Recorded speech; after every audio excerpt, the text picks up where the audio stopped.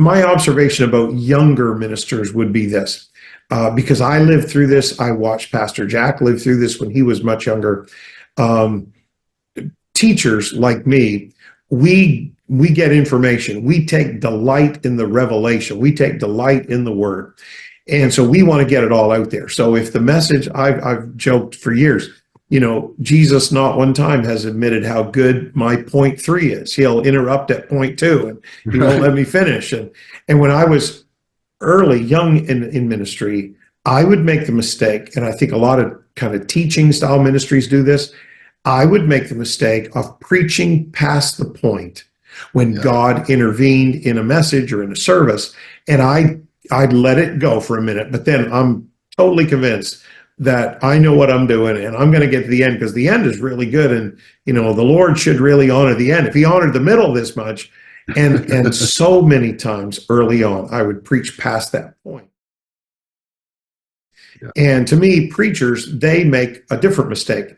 Preachers sometimes subconsciously believe, this is so good, this inspires me so much. If I can just preach it fast and loud and holler and get emotional and get excited about it,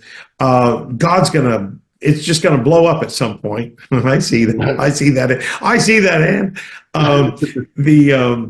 And so sometimes I've watched many younger preachers, they run out of gas. They haven't even thought through what they want the people to do at the end of the message. They're just preaching to get people to respond out of enthusiasm or out of excitement or out of whatever. They haven't really thought through, because preaching is a call to do something. Be ye doers of the word and not hearers only. So I think it's two sides of the same coin. Teachers tend to sometimes go on too long. Preachers tend to not kind of think it through. So for me, I have enough confidence in the word. I believe if I can make the word plain in somebody's mind, if I can get them to see it, the word has its own resident power. It might not blow up right in that moment, but it's going to blow up in their spirit maybe a week from Tuesday or 3 weeks from Friday when they need it. And so I just have confidence. So I just try to teach the word. I try to make it as clear and as plain, and I would say as engaging as I can. I want people to get in the word with me.